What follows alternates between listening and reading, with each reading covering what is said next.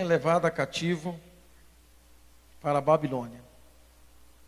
Nós estamos dando continuidade sobre o ministério do profeta Jeremias. Amém?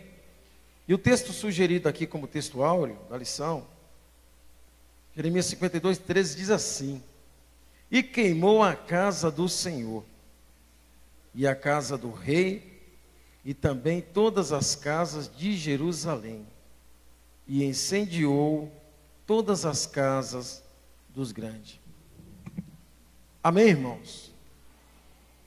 O que nos chama a atenção é o começo do texto. E queimou a casa do Senhor. Nós sabemos, irmãos, que o pecado de Judá já chegava às narinas do Senhor como fétido, como alma abominável. O pecado de Judá, irmãos, era latente. Mas a visitação do Eterno, irmãos, ela vem em todos os seus contextos. E eu paro aqui, irmãos, e queimou a casa do Senhor. Talvez você venha perguntar, por que a casa de Deus, essa não foi poupada? Não é a casa do Senhor? Isso é uma reflexão para nós, irmãos. A casa do Senhor somos nós, o templo do Espírito Santo de Deus. Não eram as paredes, não eram aquelas pedras que os construtores trouxeram, não era o seu mármore excelente, não, irmãos. Essas estruturas, elas só tinham uma finalidade, irmãos, quando ela se completava, irmãos, com um coração que vem àquele lugar para adorar a Deus. Então, irmãos, essa lição de hoje, ela vai nos fazer refletir sobre isso. E nós muitas das vezes não entendemos, porque nós ainda temos na nossa casa filhos cativos na droga, talvez um parente preso na prostituição, talvez irmãos que ainda não receberam o batismo do Espírito Santo de Deus.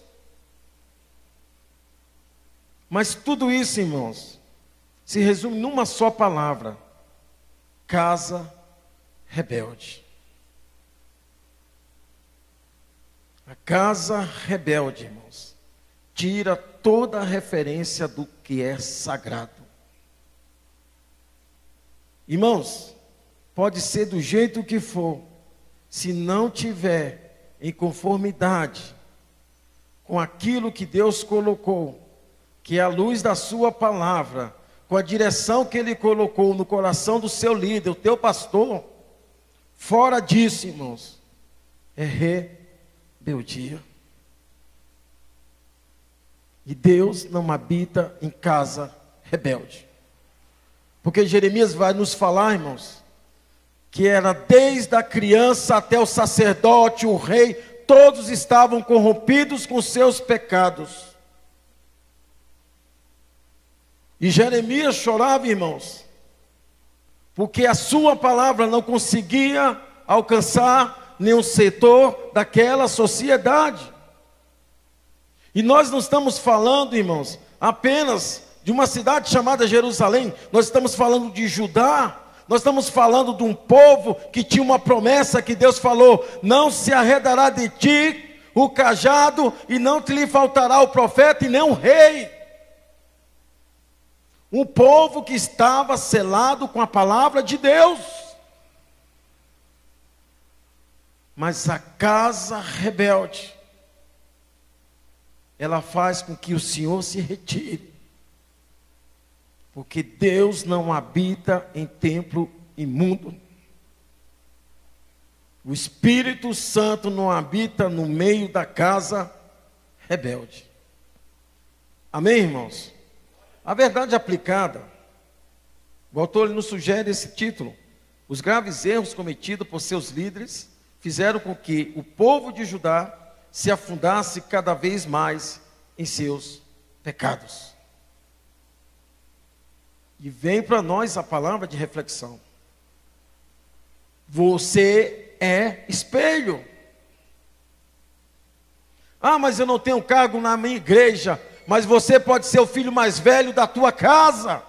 E o caçula se espelha em você. E aqui nós estamos falando, irmãos, que a liderança conduziu, pelo seu comportamento, pelos seus atos, o povo à perdição. Amém? Os objetivos dessa lição hoje, irmãos, são 3 pontos para nós buscarmos alcançar. O primeiro ponto é esse: estender o propósito de Deus a respeito do exílio.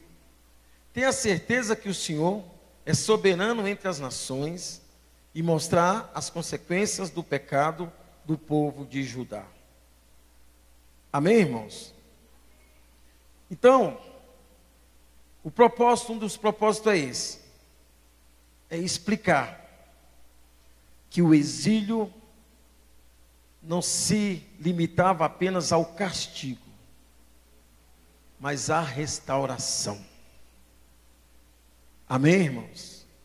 Uma coisa que precisamos aprender: o que vem de Deus nunca é para destruir o homem, mas para colocá-lo na sua forma original.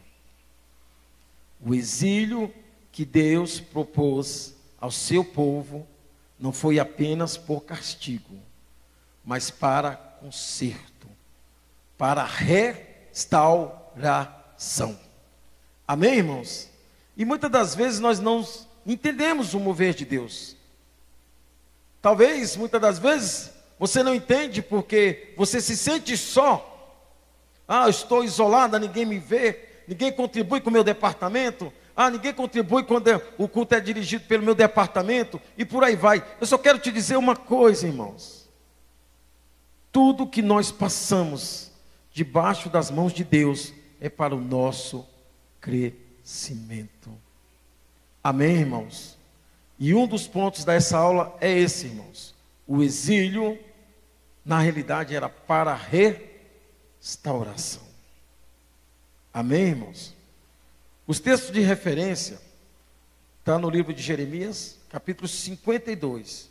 Nós vamos fazer menção do versículo 14, 15, 16 e depois para o 28. Eu vou ler e nós vamos explicando e vamos aprofundando na aula. Diz assim a palavra do Senhor, Jeremias 52, 14. E todo o exército dos caldeus, que estavam com o capitão da guarda, derribou todos os muros que rodeavam Jerusalém. E os mais pobres do povo, e a parte do povo que tinha ficado na cidade, e os rebeldes que se haviam passado para o rei da Babilônia, e o resto da multidão, Nebuzaradã, capitão da guarda, os levou preso. Mas dos mais pobres da terra, deixou Nebuzaradã, capitão da guarda, ficar alguns, para serem vianteiros e lavradores. Este é o povo que Nabucodonosor levou cativo no 7º ano. 3.023 judeus. Amém, irmãos? Então, em Jerusalém, foram levados 3.023 judeus.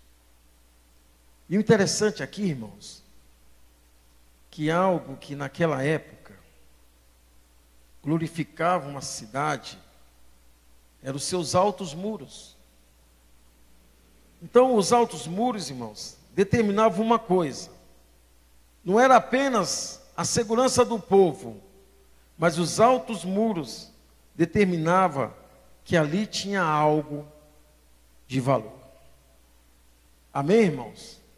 Quando nós vemos a caminhada do povo de Israel, ali para Jerusalém, a subida ao templo, irmãos, o maior tesouro de Jerusalém era o templo de Deus, onde ali pousava a arca da aliança. Ali estava a glória do Senhor. E o Senhor começa a sua visitação, irmãos, derribando todos os muros que rodeavam Jerusalém. para a nossa vida prática. A palavra do Senhor diz: aonde estiver o teu coração, ali está o teu tesouro. Amém, irmãos? A pergunta: o que é o teu tesouro? Onde está o teu tesouro? Porque tem pessoas que elas focam seu tesouro em coisas tão banais, que elas levantam muros tão altos, que chegam a ser até intransponíveis para Deus. Tem pessoas que elas materializam-se em pequenas coisas, que fica intransponível, irmãos, o toque do Espírito de Deus. O que nós aprendemos com essa passagem? A primeira coisa que Deus fez foi permitir que aqueles muros fossem derrubados, porque o maior tesouro já não estava mais em Jerusalém, irmãos. Deus havia deixado Jerusalém. O que tinha em Jerusalém era o clamor de um profeta que era patriota ao seu país, era patriota à sua nação. Por isso os muros foram derrubados, porque o maior valor, irmãos, que tinha naquele lugar era a presença de Deus. E nós, irmãos, temos que ter essa consciência. O que nós precisamos trazer para o Brasil é a presença de Deus. Estamos aí preocupados que vai chegar 13 navios com 1 milhão de islâmicos, mas eu quero te dizer que a nação que tem Deus como seu Senhor, irmãos, essa permanece em pé. O que nós precisamos é proclamar que Deus é o Senhor da nossa nação. Havia muitos deuses em Jerusalém. Havia muitos cultos estranhos em Jerusalém. Havia muitos postes ídolos em Jerusalém. Mas enquanto havia os fiéis, os verdadeiros adoradores, ali sim, irmãos, havia o maior tesouro daquele lugar, chamado Shekinah, a presença de Deus. Amém, irmãos? Na introdução, o autor vai nos dizer assim: o castigo foi necessário para mostrar ao povo que Deus não havia mudado. Ele queria que o seu povo retornasse à verdadeira adoração. Ele mostrou seu grande amor ao trazer Israel de volta após um longo exílio na Babilônia. Aqui Deus não se mostra apenas como soberano, mas como um pai. Como é ruim, né, irmãos? Quando o pai quer nos castigar, vai para o seu quarto e você não entende. Muitas das vezes, irmãos, nós precisamos entender que a correção é para nos trazer de volta ao caminho. Uma coisa que nós não vimos mais no meio cristão. Antigamente, nas assembleias, alguns anos atrás, o pastor Saulo conhece isso. Nós se pelava com medo do tal do banco, não era, pastor? O irmão, quando ele passava por um obreiro, ele sabia que se ele tivesse errado, o banco já estava determinado.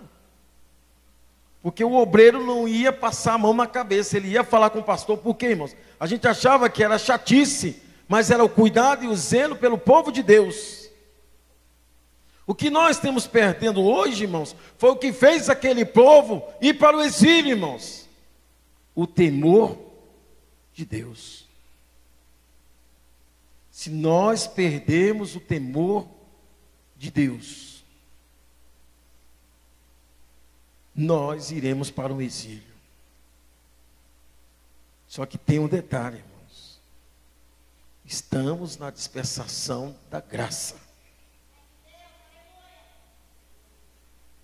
Jesus nos proporcionou salvação. Jesus nos disse: sou o caminho, a verdade e a vida. Ninguém vai ao Pai senão por mim.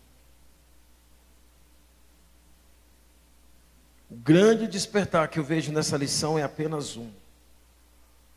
A perca do temor é o princípio da destruição.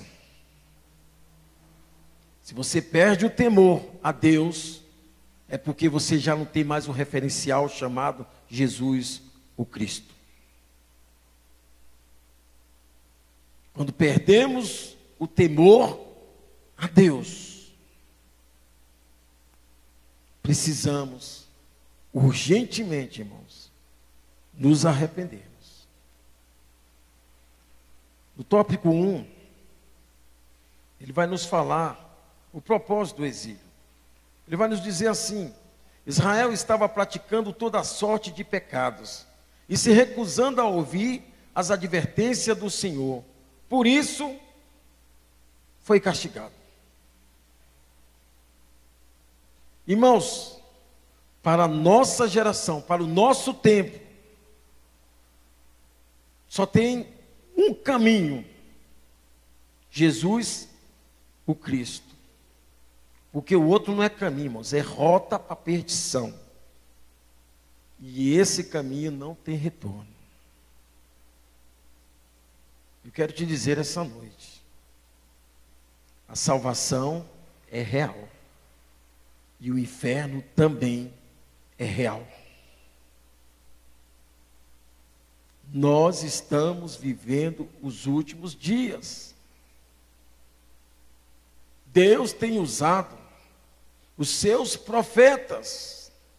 Deus tem incomodado a igreja. Literalmente aqui nós estamos praticamente desde janeiro buscando a comunhão com o Espírito Santo de Deus. Para que nós venhamos estar atentos, irmãos, à última trombeta. E a Bíblia ainda nos diz: quem tem ouvidos, ouçam o que o Espírito de Deus diz à sua igreja. Então precisamos restaurar esta comunhão. Voltando a um dos motivos da queda de Judá: casa rebelde. É como se fosse ovelha sem pastor. É como se fosse uma tropa do exército sem o seu general. Cada um fazendo o que quer, como quer, da forma que quer. Eu só quero te dizer algo essa noite. O que a lição vem nos orientar: a falta de ter uma liderança como referencial contribuiu para a queda de Judá. Se nós temos uma liderança que é um referencial, que nos tem feito buscar a palavra de Deus, nos tem feito buscar a comunhão com o Espírito Santo de Deus, devemos dar valor a esse momento, devemos dar valor a essa posição, porque nos será cobrado.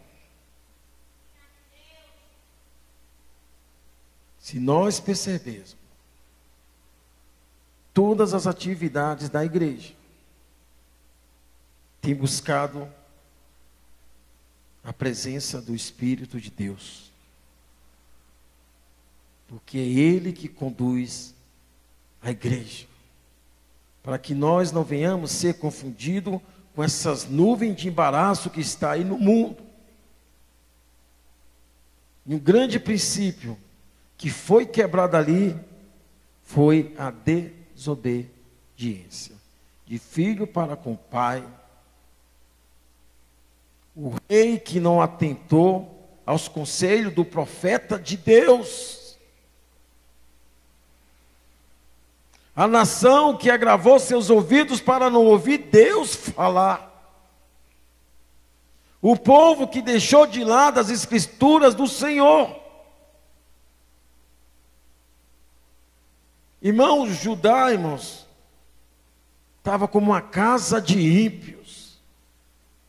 Melhor seria se fossem ímpios que não conhecessem a Deus. Mas nós estamos falando de gerações que ouviram falar dos pais para os avós, dos netos, sobre as grandes maravilhas que Deus havia feito ao seu povo.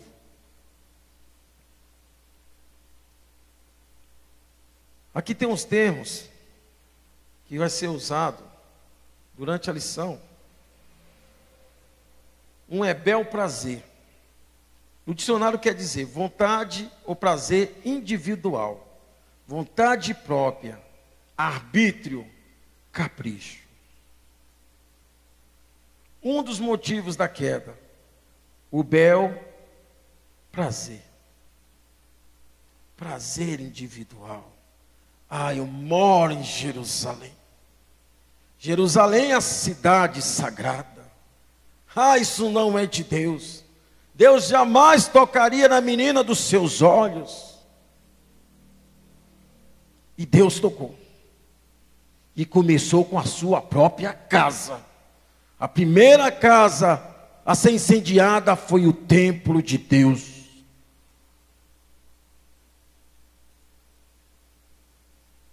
O que tu acha, meu irmão? O alvo do mundo, irmãos, é gerar escândalo na casa de Deus. É tirar o crédito do povo de Deus. É tirar o crédito da palavra de Deus.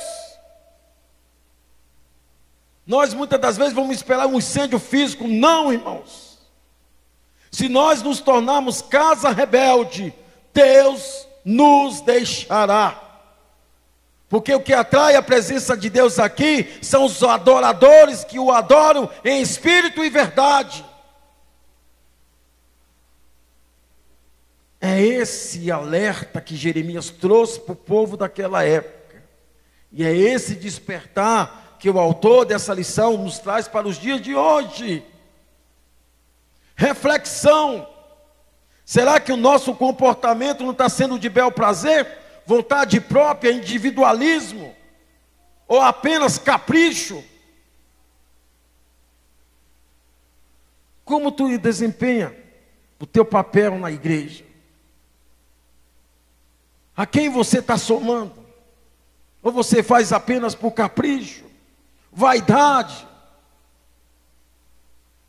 Foi essas pequenas coisas, irmãos, que foi corroendo aquele povo. Eu sou filho do sacerdote. Eu sou da tribo de Levi. Nós somos da tribo de Judá. Eu só quero te dizer, irmãos, que Deus, quando olha, Ele procura o adorador. Aqueles que o adoram em espírito e verdade. E nós, através de Cristo, nos foi dado um ensinamento. Eu e o Pai somos um. Está lá em João. E a igreja também tem que ser uma. Se o teu líder te convoca, irmãos, ele não está convocando um departamento, ele convoca o corpo de Cristo. Então, muitas das vezes você não entende, porque as coisas começam a dar errada. Uma atitude de individualismo, irmãos, ela se caracteriza como rebeldia. Uma coisa que nós precisamos aprender. A casa é de Deus e todos nós prestaremos conta. O membro como membro, o diácono como diácono, o pastor como pastor, o presbítero como presbítero e a igreja como igreja. Todos nós prestaremos conta. Exílio aqui, irmãos, quer dizer expulsão da pátria, expatriar-se. Amém, irmãos? Então o que aconteceu? Eles perderam a pátria. Então eles foram para um lugar como exilados. O exilado é o seguinte, irmãos, aquele local que o recebe, independente da condição de exilado ou como escravo, a tua pátria agora tem que ser aquela. Você se sujeita àquela pátria. O que Deus fez, irmãos? Eu dei o templo e a minha presença, vocês me desprezaram. Quer reconciliação? Agora vai me buscar num lugar diferente. Vai me buscar aonde eu não estou oficializado. Agora é você e eu.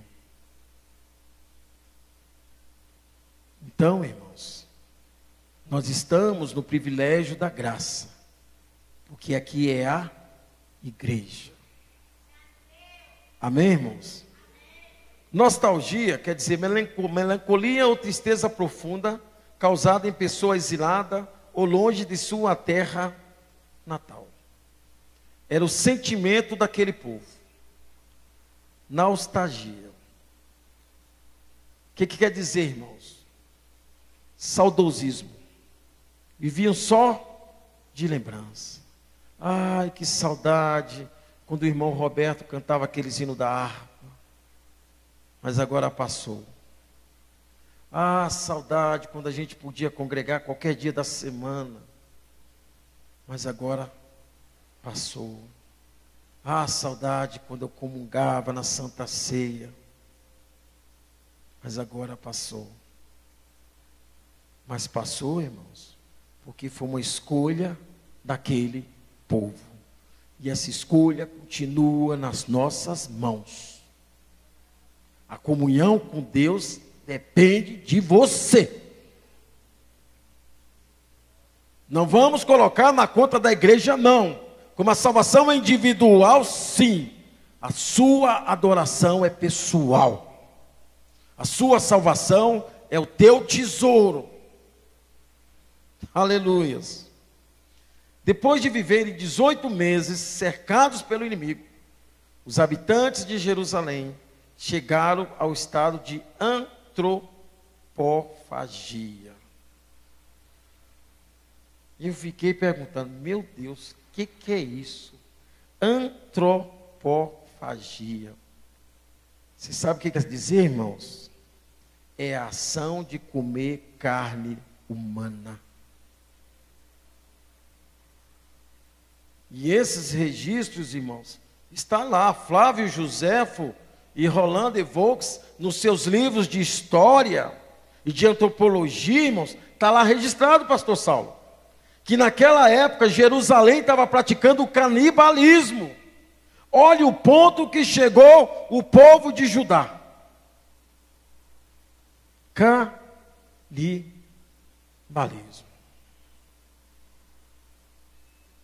18 meses sitiados. Ninguém entrava, ninguém saía. Veio a fome, veio a doença, veio a peste e veio essa prática do canibalismo praticada pelo povo de Deus na cidade santa.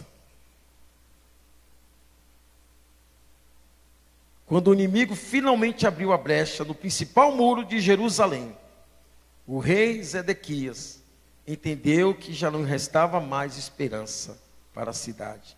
Agindo como um covarde, ele fugiu com seu exército durante a noite para escapar com vida.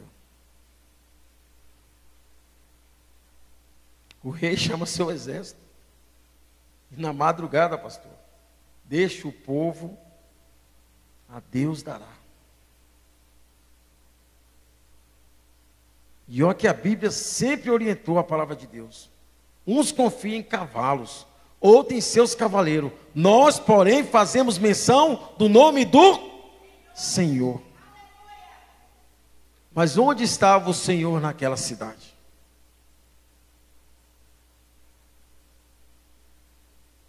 A Bíblia diz: se o Senhor não guardar a cidade, em vão vigia os sentinelas.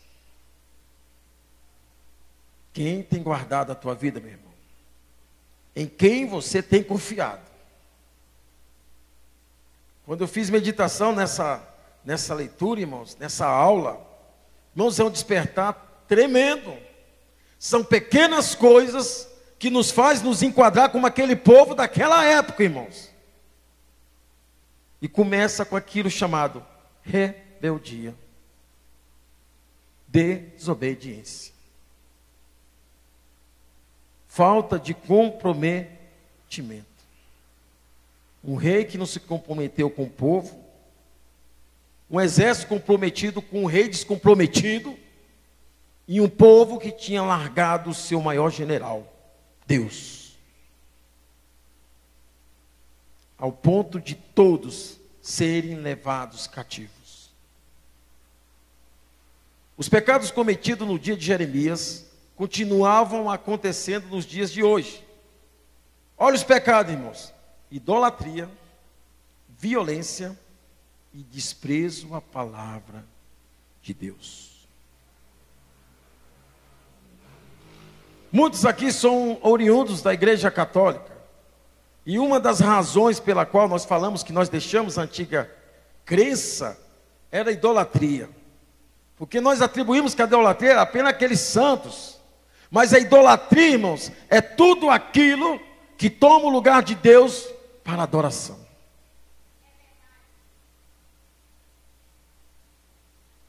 Tudo aquilo que você coloca na redoma.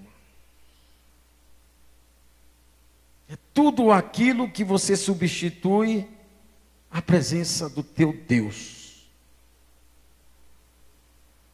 A idolatria pode ser o emprego. A idolatria pode ser a esposa. A idolatria pode ser o marido. A idolatria pode ser o carro. A idolatria pode ser aquela casa luxuosa. A idolatria pode ser o lugar que você mora. Eu moro em Águas Claras.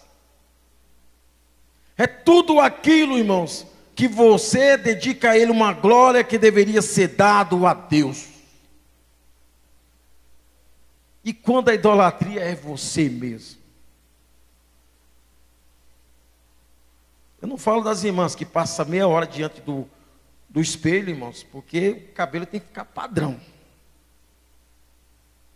Mas aquela idolatria, irmãos, pessoal, aquele altruísmo, aquela vaidade em excesso. Se eu não for, não vai ser a mesma coisa. Mas não vai ser mesmo não, irmão. Porque quem faz é a presença de Deus. Não importa se é vaso de barro, se é vaso de ouro, de prata, ou de bronze, ou de ferro. O que importa é a porção que está dentro do vaso. Se essa porção não for Deus, aí sim, nada vai acontecer. Então, irmãos, o comentarista ele coloca que aqueles mesmos pecados permeiam a nossa geração, que é a idolatria, a violência e o desprezo à palavra de Deus. E você está pensando que a violência é apenas aquela que o bandido comete ali, irmãos? Não. Você sabia que uma palavra torpe, ela é uma violência?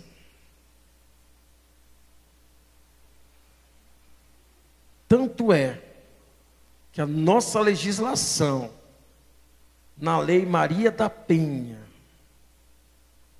as palavras de baixo calão dirigido a um cônjuge ou alguém da família, pastor, é considerado violência. Então nós temos que ter cuidado também com a nossa boca. Você já parou para pensar que muitas das vezes você pode matar um irmão na fé, com uma fofoca, com uma conversa mal conversada? Isso também é violência. Você está ferindo uma alma. E eu vou te falar, irmãos, uma pessoa que tem uma ferida por palavras, irmãos, é só a misericórdia de Deus. Eu não vou falar que é psicólogo que cura, não. Se Deus não curar, irmãos, não tem jeito. A ciência vai trazer diretrizes para você lidar com aquela dor. Mas só Deus tira, pastor. Só o Espírito Santo cura. Só o Espírito Santo sara.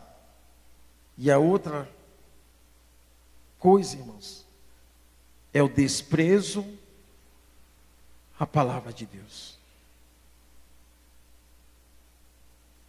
O que é desprezar a palavra de Deus? Façamos nós uma reflexão. Quantas coisas você lê durante o dia? E quantas vezes seus olhos passam sobre essas escrituras? O que você tem priorizado na tua vida? Porque nós, irmãos, quando levantamos, primeiramente, vou colocar a mulher, principalmente quando tem filhos, a prioridade dela, irmãos, é a alimentação. Uma família pode ter muita crise, mas um dos pilares que mais abala uma mãe é saber que falta comida na despensa. Agora, tu imagine a tua alma, que fica dias e dias esperando o alimento. Você passa na porta da despensa e ela continua fechada.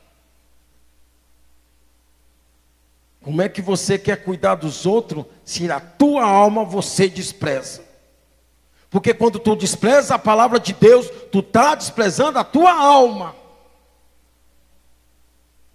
E essa alma aqui, irmãos, carece do ouvir essa palavra. Então foi esse desprezo.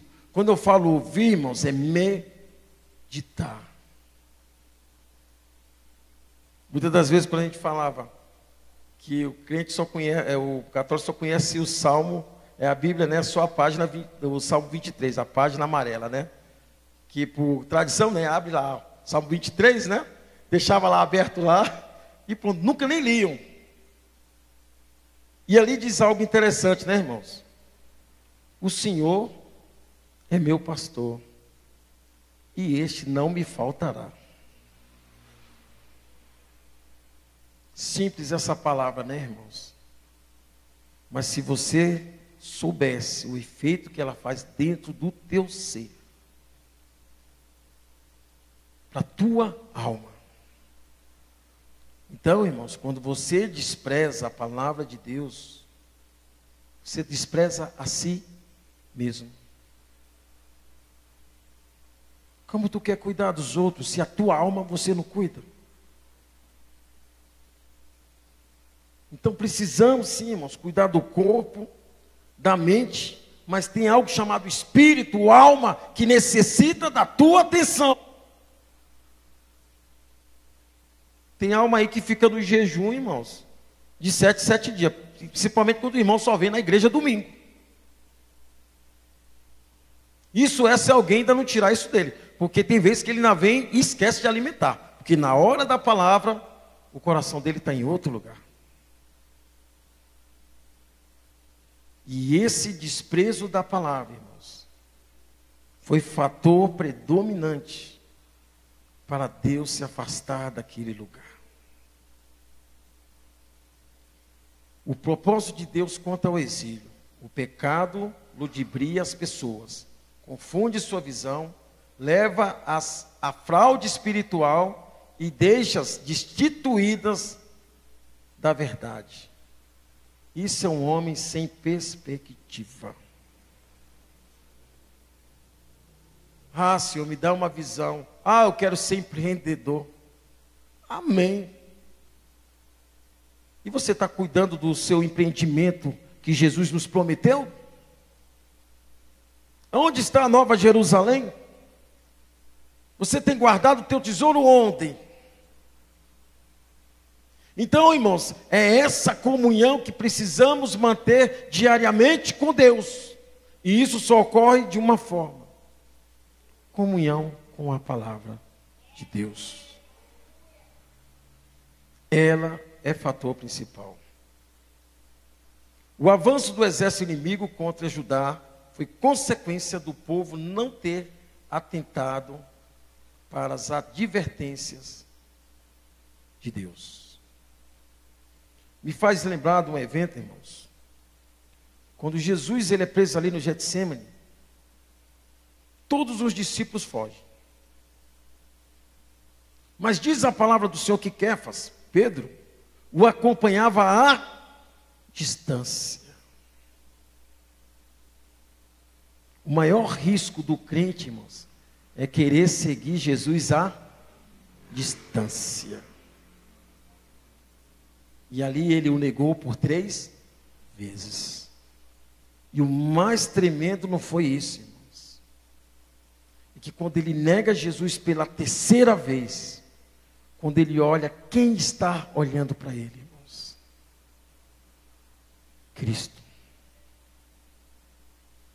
Mas o que chocou Pedro, irmãos, não foi um olhar desaprovador. É que mesmo sendo negado, o amor de Cristo permanecia no seu semblante. Ele continuou olhando para Pedro com amor. E por pequenas coisas, irmão, nós viramos a cara para o nosso irmão. Por pequenas coisas nós desistimos de familiares. E aquele Cristo, ele continuou amando a Pedro. A primeira pessoa que ele mandou chamar, ele ressurreto, vai buscar Pedro. Então, irmãos, quando nós perdemos essa comunhão, esse contato com Cristo, esse contato com Deus, nós começamos a desprezar a sua palavra. Então, o teu tesouro, irmãos, ele começa a ser questionado.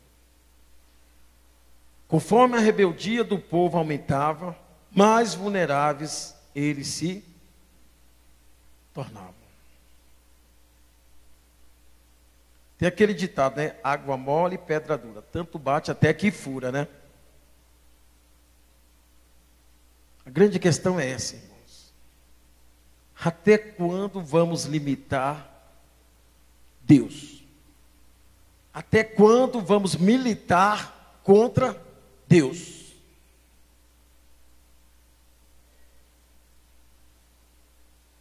Irmãos, estamos nos últimos dias. Nós precisamos melhorar muito ainda para ser visto como uma igreja imaculada, sem manchas. Precisamos, irmãos, do favor de Deus. Mas buscar a presença é responsabilidade nossa. É responsabilidade pessoal. Amém, irmãos? Um dos erros de Judá foi colocar na conta do coletivo. Não, eu vou com a multidão. Cuidado, irmãos, porque da multidão você já foi tirado. Da multidão nós já viemos. Para ser um povo escolhido. Aleluias. No tópico 2 ele vai falar, conversão ao arrependimento. Jeremias serviu como profeta de Deus em Judá, enquanto Daniel e Ezequiel foram profetas na cidade da Babilônia. Quero te dizer uma coisa, irmãos. Deus não desiste do seu povo. Mas nós podemos evitar o exílio. Nós podemos evitar o castigo. Não temos mais tempo de ficar militando contra Deus, não, irmãos. Eu não sou rebelde, não é contra o meu pai, contra o meu pastor, contra a minha igreja, não. Tu está sendo rebelde contra Deus. Voltando a Pedro. Certa dita, Jesus, reunido com seus discípulos, questionou acerca do que o povo falava sobre ele. O que o povo diz sobre mim? E uns diz que tu é Elias, outros diz que você é um grande profeta.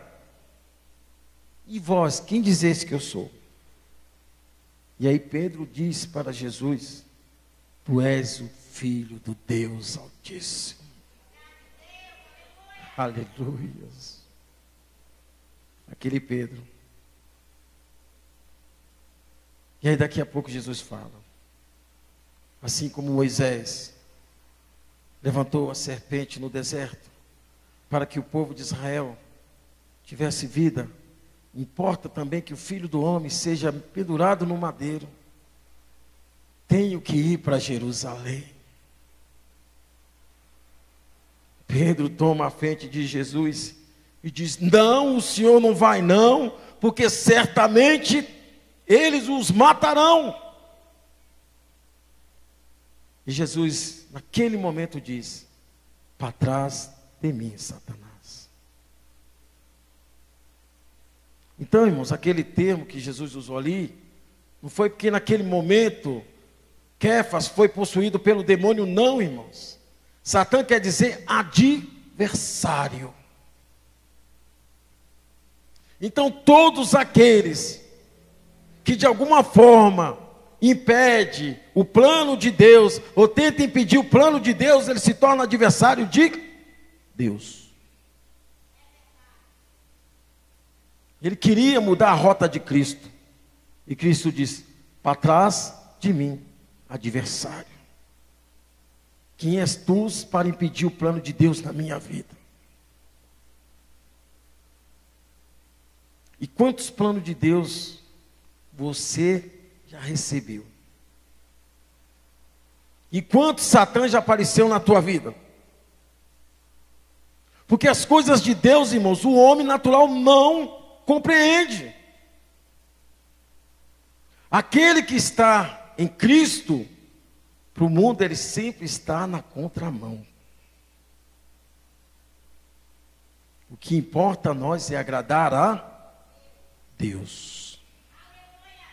Então quando você, mas é por uma boa causa, não vai não. Cuidado, irmãos, para você não estar sendo adversário de Deus na vida do teu irmão. Irmãos, eu estou com um projeto para fazer. Irmão, não vai não, que você vai morrer na fé, porque todos tentaram e não deram certo. Quero só te dizer uma coisa. Tem coisas que são específicas para você. Não é porque fez e não deu certo, que não venha dar certo com você. Amém, irmãos? Então o que faltou em Jerusalém? Presença de Deus. O que faltou em Jerusalém? Observância da palavra de Deus. Mesmo habitando com os pagãos na Babilônia, o povo eleito do Senhor não poderia se contaminar. O povo já estava na Babilônia, mas Deus não tinha passado na vida deles. Eu quero te dizer algo essa noite. Onde quer que tu esteja, a palavra do Senhor não passará. Ela permanece, irmãos. Ou somos crente ou não somos crente. Você não precisa fazer os trejeitos, não, irmãos. É comportamental. Como que você explica você ser conhecido no meio do povo? Igual eu trabalho de uniforme. O meu uniforme não pode ser diferente. Como que as pessoas sabem que eu sou crente? Não, eles não vão me ver durante o trabalho lendo Bíblia, não, irmãos. Mas é o comportamento, seu posicionamento de crente, a sua fé inabalável. São essas coisas que vai determinar a quem você serve. É teu posicionamento em casa, de você crer, de você ir além. Tem pessoas, irmãos, que seria melhor ficar como os amigos de Jó. Não pode te ajudar, fica de um lado, mas fica calado. Não te desanime. Eu só quero te dizer, os últimos dias seriam difíceis. O próprio Jesus nos falou. Mas tenha bom ânimo. Tenha bom ânimo. No tópico 3, irmãos, já estamos encerrando. A hora de voltar para casa. Jeremias 46, 27a diz assim: não temas, pois tu, servo meu, Jacó, nem te espantes, ó Israel, porque eis que te livrarei, mesmo de longe, e a tua semente da terra do seu cativeiro. Quero te dizer algo essa noite, irmãos. Uma boa sugestão para nós. Cadê aquele irmão que a gente não vê mais na igreja? A gente ouve, não, irmãos, largou a igreja, desistiu.